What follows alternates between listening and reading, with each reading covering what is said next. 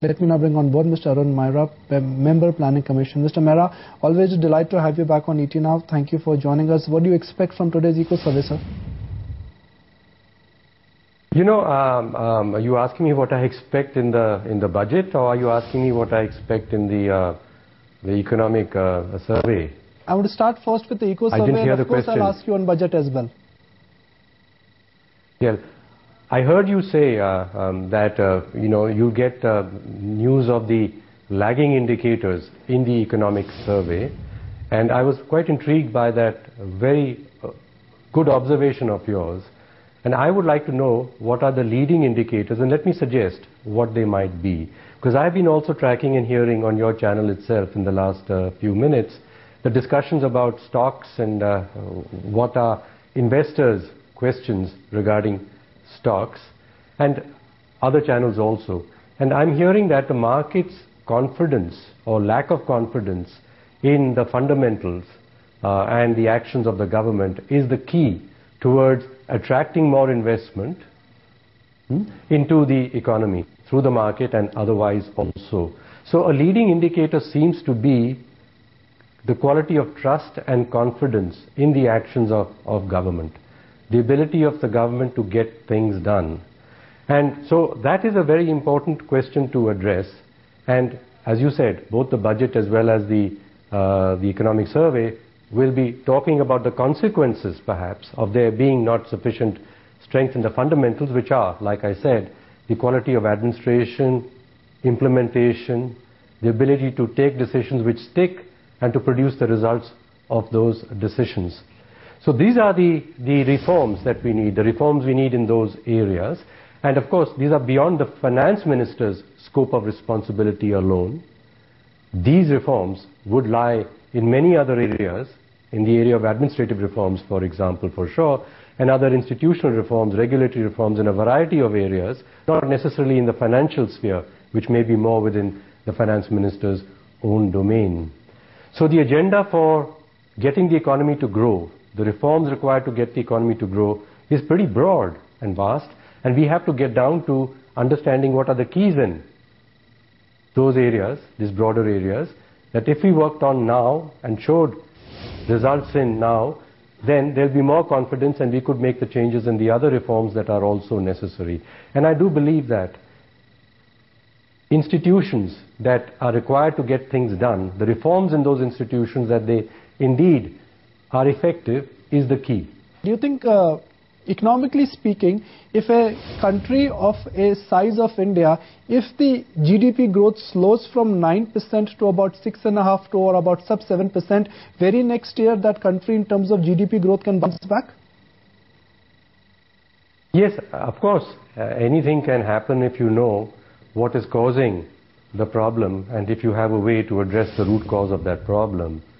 I mean, countries have grown for a long time at very high rates. Countries have been into, you know, a deep hole and they suddenly bounce back. And we've seen that in some European countries recently also.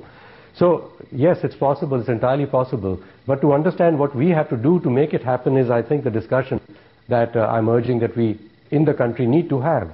How are we going to get growth that will be faster and sustainable? And of course, people say unless it's inclusive, or the perception of inclusion, there will be people resisting the policy decisions that are taken in the name of more growth. But people will say, well, I don't think those decisions are going to benefit a large section of society, and therefore we're coming in the way of those decisions. The FDI in retail is a classic one, where yes, we do know that it could result in much faster growth by bringing in more investments, by improving efficiencies in the whole supply system, which could also result in lower inflation, by the way, since we're concerned about it. But this has not been bought into by the population at large, if I might say, and various political parties that represent various segments of the population at large are saying that they're not on board with such what would appear to be such a good decision. So, to understand who needs what and how they will feel included is going to be absolutely necessary. In other words, better inclusion, faster inclusion, not merely in growth, but also in the decision making. And then we are going to get a faster growth, which we can sustain. Mr. Maira, I wanted to just bring it to you with respect to the kind of economic growth that we've seen in India. Would you believe that it is broad-based? And which are the key sectors that you think will be the drivers of growth in FY13? Yeah, let's take it. You talked about the oil prices which are going up, and oil is coming to us almost entirely from outside the country because we don't have that much hydrocarbon resources within the country. And as we are growing, we do need more fuel for our growth. That's the oil that's going to come in. How do we pay for it? Okay, it brings in inflation. We also have to pay for it, which means the trade balances have to be watched also. So we would have to, in the country, produce things that we can sell others that they want to buy from us so that we can pay for the oil that we wish to import. Now at the moment, I'm going to focus on manufacturing. We are in the country importing a large number of manufactured goods. If you take the electronic hardware segment, it's a very important segment. The pace at which electronic hardware is being imported, which goes into a variety of things, into cars, into phones, into capital goods, other consumer goods, and so on, is so fast that we are projecting that in about 7-8 years' time, the bill for import of electronic hardware, which goes into this variety of industries, is going to be equal to our oil import bill. Now, we can't afford to pay for oil also, which is going up and needed, as well as a lot of manufactured goods which we could produce in the country. We can't create oil in the country, but we can create better manufactured goods through a variety of industries in this country. Our manufacturing has not grown for the last 20 years in line with the growth of the economy. In fact, it has lagged the growth of the economy, whereas at this stage we need more manufacturing to create more jobs and to produce more stuff that we can export, as well as by producing good stuff ourselves, we can dampen the need to import all that stuff. So key is going to be all the reforms necessary to start manufacturing, to grow and become the engine of growth. And this must happen now, because we need jobs next year, year after, because people are knocking at the doors. They're coming out of colleges, they're coming out of schools, coming out of agriculture. They need jobs. And manufacturing is a great way to create jobs at this stage of our growth, but unfortunately, as I said, it hasn't done so in the last 15-20 years. And we have to concentrate on getting manufacturing to grow, for which various reforms are required.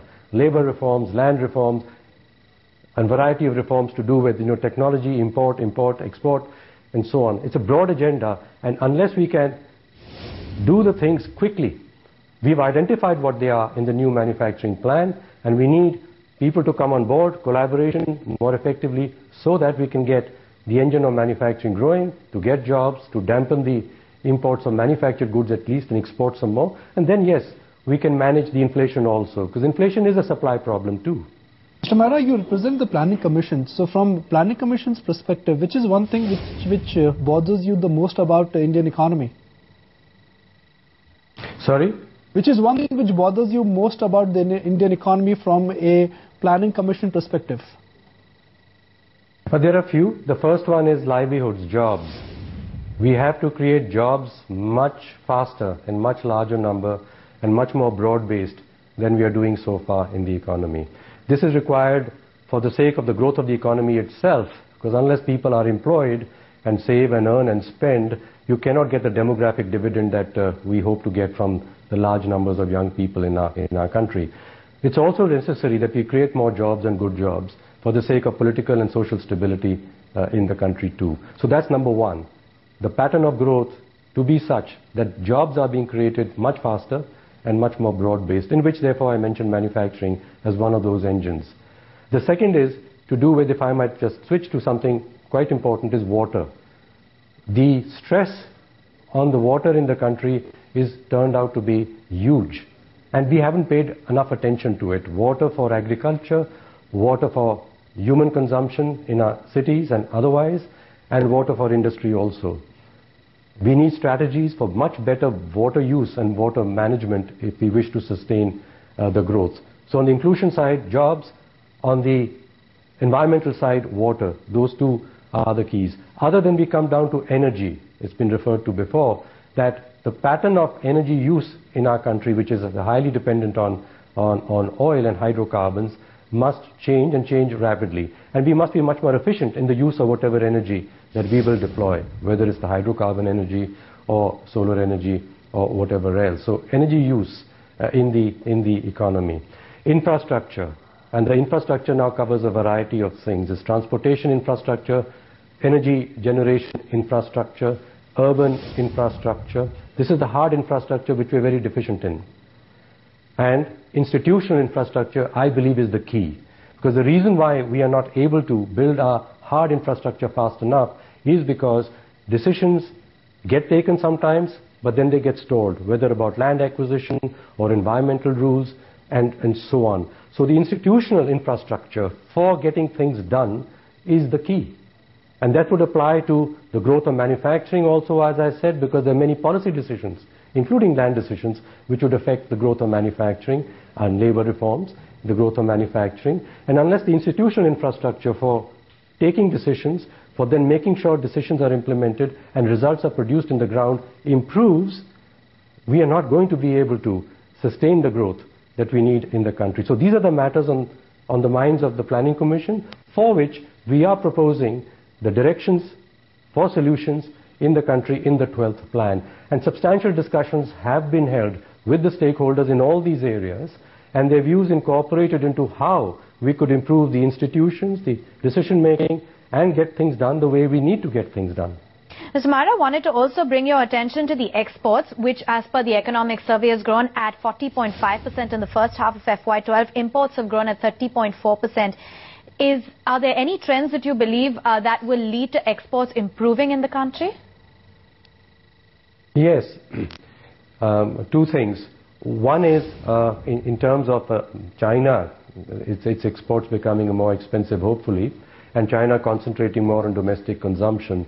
So there is a space now for us to become more competitive and to grow our exports to the sort of markets that China was exporting to. The other is, as we get better production and more competitive production within the country, for which we need the implementation of our manufacturing policy very aggressively, that will also boost exports. Because exports are going to be driven by what we produce competitively compared to other places where people can also import from. So I think the solutions have been found, means the area for solutions have been found. It's a matter of implementation now. We have a great opportunity to increase our exports much further in the next few years. Mr. Maira, at Planning Commission, are you in favor of increased allocation to social sector schemes like Narega 2 and other schemes like Anganwadi Yojana?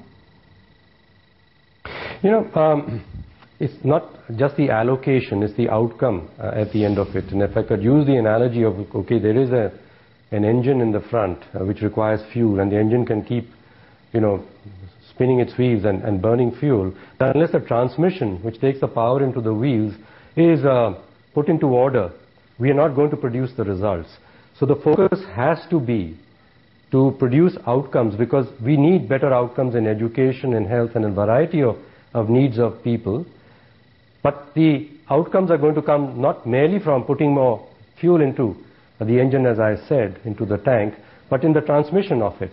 And therefore the institutions required to get things done and produce the outcomes that are needed is where we must focus our reforms. And we are saying this is this plan which is focusing on that. Pardon me? Why do you think UID project, the project which is headed by Nandan Nilekani, which was supposed to be rolled out 6 months ago, really has failed so far? The rollout has not been so successful. I think we're using rather strong words to say it has failed, but I'm glad you said so far. We are doing something which is on a scale which no one has done before. And it is going very well. Actually, if you look at the short time in which we've come to the large numbers of people who have the cards, and more importantly, in the changes that are being brought about in the people's views about what this thing is about. We are a democracy, and we need to have debates and discussions about something which is so new and could have such a wide impact. And we're going through that. Yeah, people do object when they start to realize what it's about. Then they get informed. Then they request some change in the way it is being done. And if those changes are sensible, they are being done. So the scheme is moving forward, and I think it's very good. It's not failed, not even so far. It's going the right way. At Planning Commission, is the total subsidy burden giving you sleepless nights? The oil subsidy burden assumptions at the beginning of the year were 5,000 crore. Now we will end up with a number of something like 1,40,000 crore.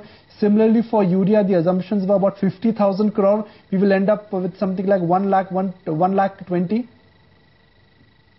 Absolutely, yes. We understand the need for having a balanced budget and a prudent fiscal management. Absolutely, we are concerned.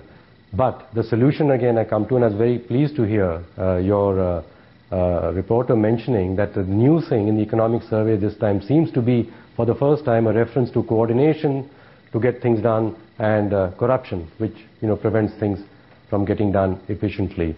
That's the solution for us to make the changes that we do need to have, so that, as I said earlier also, that the outcomes that we need from those areas in which we are putting more money at the moment, these big subsidies, rather than putting so much more money, but to produce the outcome more effectively, more efficiently, through better institutions and better implementation. So while we are awake, and yes, we got the sleepless night because of the fiscal problem, the budget problem, we are, while awake, working on what is the solution. And the solution is to focus, as the economic survey is pointing out now, towards institutional reforms, management reforms. So a survey of where do we need to make those reforms. It's not just economic survey and economic reforms, but as I said, an administration survey and administration reforms, a management survey and a management reforms. We have an agenda. The Administrative Reforms Commission had done a sterling job the last few years to examine the various areas in this country in which reforms are required, institutional reforms are required. They have their 15 reports with what reforms are required. These have been discussed with various stakeholders. We've got to get into action now. We've got to implement those reforms, and then we'll see the results in terms of economic growth, which is sustainable. Mr. Maira, at the start of the show, we said we'd also ask you for what you believe that tomorrow's budget is likely to dole out. And, increasingly, most of the people in India are expecting Budget 2012 to be more populist rather than prudent on policies with the way the elections have panned out. What is your take and what are your expectations? It's tomorrow. I will know the result tomorrow. The same saying is, why spend my time today on debating and betting on something which I'm going to know tomorrow? So I am very sure that if we want to get results which are sustainable, and to that next year have a more confident discussion about where the country is going than we are having this year, there are certain things that need to be done, and we know what they are. And I'd much rather spend time discussing with you and your viewers on how we can validate that those are the things to be done and get support in getting them done, not on what will the budget say tomorrow. We'll know tomorrow.